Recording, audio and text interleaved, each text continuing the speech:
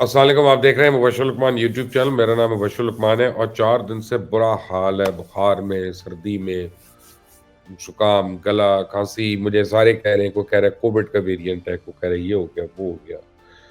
اور میں نے ابھی یہ تو ریکارڈنگ کر رہا تھا تو میں نے اپنی جیکٹ بھی اتاری ہے اور سکارف بھی اتارا ہے، ورنہ میں نے اور گلوز بھی پہنے ہوتے باہر کھڑے ہونے کے لیے. تو اتنی، اور میں سوچ رہا تھا، میں نے کہا اللہ کا دیا سب کچھ ہے میرے پاس. آپ دیکھیں گرم کپڑے ہیں، جیکٹ ہے، دستانے ہیں، اپنا گھر ہے، اپنی چھت ہے، اپنی دیواریں ہیں، سارے شیشے بند ہیں، ہیٹر آن ہے.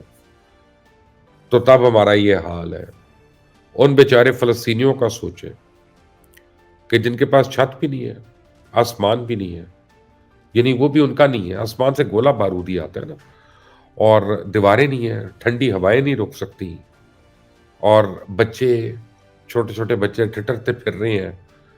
کوئی ماں کی آگوش نہیں ہے، کیوں کسی کی ماں چلی گئی، کسی کی اولاد چلی گئی.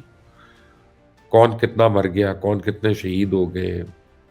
ان کی، آپ کے لیے، ہمارے لیے تو تعداد ہے، ان کے لیے حقیقت ہے.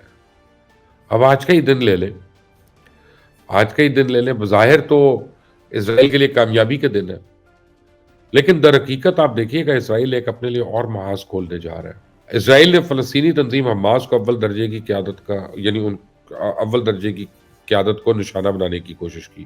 اور لگتا یہ ہے کہ اس کارروائی میں اسرائیل کامیاب ہوا اور فلسطینی تنظیم کو اب تک سب سے بڑا نقصان اٹھانا پڑا. جبکہ دوسری طرف اسرائیل کی یہ کارروائی اسرائیل اور فلسطین سے باہر یعنی کہ لبنان کے علاقے میں کی گئی، جس پر لبنان اور اسرائیل کے اندر شدید کشیدگی پیدا ہو گئی ہے. تو اب اسی طرح کی کارروائی کے خدشے کے پیش نظر بڑے ایک اسلامی ملک یعنی ترکیہ نے اسرائیل کے خلاف ایک بڑے آپریشن کا آغاز کر دیا، جس میں ابتدائی طور پہ اسرائیل کو سخت نقصان کا سامنا کرنا پڑا. فلسطین کے بارے میں امریکہ کے موقف میں بڑی ڈرامائی تبدیلی آئی ہے، اور جب سے موجودہ تنازع شروع ہوا ہے، امریکہ کا غزہ کے حق میں یہ اپنی نوعیت کا پہلا بیان ہے کہ یمنی حوثیوں نے امریکی دھمکیوں کو ہوا میں اڑاتے ہوئے اپنے حملے جاری رکھے ہوئے، اور اس وقت امریکی فوج کو پورے مشرق وسطی میں شدید حملوں کا سامنا ہے. اس سے پہلے کہ بات کو آگے بڑھائیں، آپ سے درخواست ہے، میری آپ سے ریکویسٹ ہے کہ اس چینل کو سبسکرائب کریں، بیل آئیکن کو پریس کریں تاکہ مزید اپڈیٹس جو ہیں وہ آپ تک خود بخود پہنچے گی. بہرحال اسرائیل نے فلسطینی تنظیم حماس کی اول درجے کی قیادت کو نشانہ بنایا، اور بظاہر تو اس میں وہ کامیاب بھی ہے، اور اب تک فلسطینی تنظیم کو سب سے بڑا نقصان اٹھانا پڑا. لیکن اسرائیلی فوج نے لبنان کے دارالحکومت بیروت میں فلسطینی مزاحمتی تنظیم حماس کے دفتر پر ڈرون حملہ کیا، اور اسے بتایا جا رہا ہے کہ حماس کے سینئر رہنما شہید ہو گئے. انا للہ و انا الیہ راجعون. اسرائیلی ڈرون حملہ جو ہے وہ جنوبی بیروت میں واقع حماس کے دفتر میں کیا گیا، اور حملے کے نتیجے میں عمارت کو نقصان پہنچا، متعدد گاڑیوں کو آگ لگ گئی. تو حملے میں حماس کے سینئر رہنما پولیٹیکل آفس کے نائب جو ہیں وہ 2 ساتھیوں سمیت شہید ہو گئے. اب ان کے متعلق بتایا جا رہا ہے کہ وہ کچھ ملاقاتیں وہاں پہ کر رہے تھے. بہرحال ان لوگوں کا ان منصوبہ سازوں میں شمار کیا جاتا تھا کہ جن کو اسرائیل کی وہ پہلی ہٹ لسٹ میں تھے، تو یعنی ان کو اسرائیل کے حساب سے آپ دیکھیں تو ان کی بہت بڑی کامیابی ہے. تو حماس کے سیاسی بیورو کے رکن نے کہا ہے کہ حماس رہنماؤں کا قتل جو ہے غاصب اسرائیل کا بزدلانہ قدم ہے، اور اسرائیلی قتل عام فلسطینیوں کے عزم اور استقامت کو توڑنے اور جرأت مندانہ مزاحمت کو کمزور کرنے میں کامیاب نہیں ہوگا. اور انہوں نے یہ بھی کہا کہ ایک شہادت یا 2 شہادتوں سے ہمیں کوئی فرق نہیں پڑتا، خلا تو پر ہوگا، کوئی افراتفری نہیں ہے. تو حماس رہنما جو ہے ان کے قتل پر رد عمل دیتے ہوئے ایران کا کہنا ہے کہ حماس رہنماؤں کا قتل جو ہے اسرائیل کے خلاف مزید مزاحمت بڑھائے گا.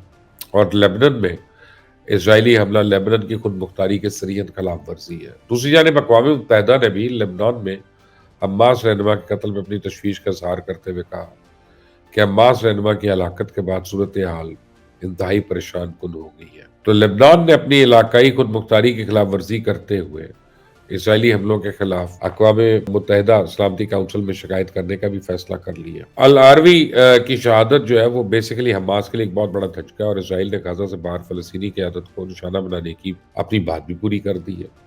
تو اس واقعے میں سب سے پہلے تو اس بات کو دیکھنا چاہیے کہ آیا اس کارروائی میں لبنانی حکومت ملوث ہے یا نہیں، کیونکہ حزب اللہ پورے لبنان کو تو کنٹرول نہیں کرتی، اور وہ اسرائیل کے سرحدی علاقوں کے ساتھ ساتھ لبنانی پٹی میں اپنی حکومت قائم کیے ہوئے ہیں. جبکہ دوسری جانب لبنیز حکومت کا اسرائیلی کارروائی کے اوپر رد عمل بڑا کمزور ہے، اور اقوام متحدہ میں شکایت کرنے سے اسرائیل کو کیا فرق پڑے گا. یہاں تو پوری کی پوری قراردادیں جو ہے منظور ہوئیں نہ ہوئیں اس کو رتی برابر فرق نہیں ہے. رد عمل تو ایسا ہوتا ہے جو یمن اور حزب اللہ نے دیا، لیکن اسرائیلی فورسز کی موجودہ کارروائی صورتحال کو مزید پیچیدہ بنانے والی ہے۔ ایک تو فلسطینی تنظیم ہر صورت اس کا بدلہ لینے کی کوشش کرے گی، اسے تنازع اور بڑھے گا۔ دوسری طرف ایران بھی اس کارروائی کے بعد مزید محتاط ہو گیا ہے۔ ایرانی حکومت کا بیان کہ یہ لیبنن کی سرحدی خلاف ورزی ہے اور یہ ایرانی تشویش کو بھی ظاہر کرتا ہے۔ حالیہ دنوں میں اسرائیلی کارروائی یہ فلسطینی دوسری بڑی شخصیت کی شہادت ہے۔ اس سے پہلے کہ اسرائیلی کارروائی میں مسجد اقصیٰ کے سابق امام و خطیب شیخ محمد یوسف بھی شہید ہوئے تھے۔ دوسری طرف اسلامی ملک ترکیہ جو ہے پہلے سے ہی اسرائیلی عزائم کو بھانپ چکا تھا، تو ٹرکی نے کچھ دن پہلے اسرائیل کو وارننگ دی تھی کہ اگر ٹرکی کی سرزمین پہ حماس قیادت کے خلاف کسی قسم کی آپریشن کوشش کی گئی تو اس کا انجام بڑا دردناک ہوگا۔ تو لہٰذا ترک فورسز نے کارروائی کرتے ہوئے اسرائیلی خفیہ تنظیم موساد کے 34 اہلکاروں کو گرفتار کرنے کا دعویٰ کیا۔ گرفتاری کے بعد ان اہلکاروں کو نامعلوم مقام پہ منتقل کیا گیا اور ان اہلکاروں کی شناخت یا کوئی بھی تفصیل نہیں جاری کی گئی۔ تو اسرائیل نے غزہ سے باہر بھی بیک وقت اپنے خلاف کئی محاذ کھول لی ہے۔ اب یہ بہت سے ممالک خود مختاری کو جواز بناتے ہوئے دنیا کے مختلف علاقوں میں اسرائیلی شہریوں کے خلاف سخت رویہ اپنا سکتے ہیں۔ بہرحال فلسطین کے بارے میں امریکہ کے موقف میں بڑی ڈرامائی تبدیلی آئی ہے اور جب سے موجودہ تنازع شروع ہوا ہے، امریکہ کا غزہ کے حق میں یہ اپنی نوعیت کا پہلا بڑا بیان ہے۔ امریکہ نے اپنے یعنی اسرائیلی وزراء کی جانب سے فلسطینیوں کو غزہ سے نکل جانے کی دھمکی پہ شدید رد عمل دیتے ہوئے کہا کہ غزہ کی سرزمین فلسطینیوں کی ہے اور ہمیشہ رہے گی۔ امریکی محکمہ خارجہ کے ترجمان میتھیو ملر نے کہا کہ اسرائیلی وزراء کا بیان اشتعال انگیز اور غیر ذمہ دارانہ بیان ہے۔ حماس کا کوئی مستقبل نہیں ہے، کوئی دہشت گرد اب اسرائیل کے لیے خطرہ نہیں ہے۔ دوسری جانب اسرائیلی فوج نے غزہ میں حملے تیزی لا کر رہائشی علاقوں، پناہ گزین کیمپس اور اسپتالوں کے اطراف شدید بمباری کرتے ہوئے 24 گھنٹوں میں 200 سے زیادہ فلسطینی شہید کر دیے۔ تو اسرائیلی فوج نے غزہ شہر میں حماس کے انٹیلیجنس ہیڈ کوارٹر پہ قبضہ کرنے کا بھی دعویٰ کر دیا۔ صہیونی افواج نے غزہ میں جاری لڑائی میں طمانت لانے کے لیے ہزاروں فوجیوں کو غزہ سے نکالنا شروع کر دیا۔ مقبوضہ مغربی کنارے میں بھی اسرائیلی مظالم میں کوئی کمی تو نہیں آئی ہے اور اسرائیلی فوج نے مغربی کنارے میں مزید 500 فلسطینی کو شہید کیا۔ تو اسرائیلی فوج نے لیبنان میں حزب اللہ کے ٹھکانوں اور شام میں بھی فوجی تنصیبات پہ حملے کیا۔ دوسری جانب فلسطینی مضافتی گروپس نے 4 دنوں میں 70 سے زیادہ اسرائیلی ٹینکس اور فوجی بختربند گاڑیاں تباہ کر دی، جبکہ مزاحمت کاروں کے ہاتھوں متعدد مورچہ بند اسرائیلی فوجی بھی جہنم حاصل ہوئے۔ تو غزہ کے لیے امدادی سامان لے کے پاکستان کا طیارہ جو ہے مصر پہنچ چکا ہے۔ پاکستان اب تک 200 ٹن امدادی سامان وہاں پہنچا چکا ہے اور امریکی محکمہ خارجہ کا بیان محض ایک سیاسی بیان ہے جس کا حقیقت سے کوئی تعلق نہیں۔ ابھی کچھ دن پہلے امریکہ نے اسرائیل کو میزائلز اور اسلحہ بھی فراہم کیا تاکہ اس کو نہتے لوگوں پہ، معصوم شہریوں پہ، ان پہ برسایا بھی جائے۔ یمنی حوثیوں نے امریکی دھمکیوں کو ہوا میں اڑاتے ہوئے اپنے حملے جاری رکھے ہوئے اور اس وقت امریکن فوج کو پورے مشرق وسطیٰ میں شدید حملوں کا سامنا ہے۔ ایران نواز عسکری تنظیموں نے عراق اور شام کے اندر امریکی افواج پہ تابڑ توڑ حملے کیے جس سے یہ امریکی دباؤ کا تاثر جو ہے یہ اکثر ختم ہو گیا۔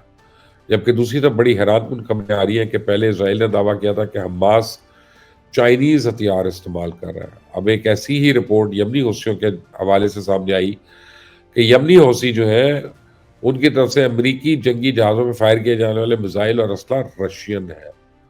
تو بظاہر تو اس رپورٹ میں کوئی حیرانگی کی بات نہیں کیونکہ رشیا اس تنازع کو لے کے پوری طرح اعلاناً یمن اور فلسطین کے ساتھ کھڑا ہے۔ تو اب اگر امریکہ اپنے اتحادیوں کو تو اسلحہ دے سکتا ہے تو پھر یقینی طور پر رشیا بھی اپنے اتحادیوں کی مدد کرے گا اور جہاں تک ممکن ہو سکے گا وہ مدد بھی جاری رکھے گا۔ تو ایسا ہی عمل وہ شام کے اندر اسرائیل کے خلاف دوہرا بھی چکا ہے۔ تاہم موجودہ تنازع کو سامنے رکھتے ہوئے امریکہ اور اسرائیل نقصان اٹھانے میں ایک دوسرے کے نقشے قدم پہ چل رہے ہیں، جس کی حالیہ مثال عراق اور شام کے اندر امریکن فوجی اڈوں پر ایک ساتھ حملے بھی ہیں۔ تو دوسری طرف ریڈ سی اور امریکہ کے لیے ایک اور سردرد ہے کہ ایرانی فورسز یمنی حوثیوں کی مدد کے لیے ریڈ سی کے اندر داخل ہو گئے، جس بعد یمنی حوثی جو ہیں ان کے مزید حوصلے بڑھ گئے، انہوں نے اپنی کارروائیوں کو مزید وسیع کرنے کا بھی اعلان کر دیا۔ تو ایران نے طویل فاصلے تک مار کرنے والے میزائلوں سے لیس جنگی بحری جہازوں کو امریکہ کی طرف سے یمنی حوثیوں کے خلاف براہ راست کارروائی کے بعد ریڈ سی بھیجنے کا اعلان کیا تھا۔ تو اب امریکہ کو بھی کسی بھی کارروائی سے پہلے کئی باری سوچنا ہوگا اور انتہائی محتاط بھی رہنا ہوگا۔ اگر آپ کو یہ ویڈیو اچھی لگی تو اس کو لائک کریے گا، شیئر کریے گا، سبسکرائب کریے گا اور اتنا زیادہ پھیلائیے گا کہ ساروں کو پتہ چل جائے کہ آج میں اور آپ تو ہم سویٹر پہن سکتے ہیں، رضائی کے اندر سو سکتے ہیں، جو معصوم فلسطینی ہیں وہ پتہ نہیں کب ان کو یہ دن میسر ہوگا۔ انٹل द نیکسٹ ٹائم، اللہ حافظ.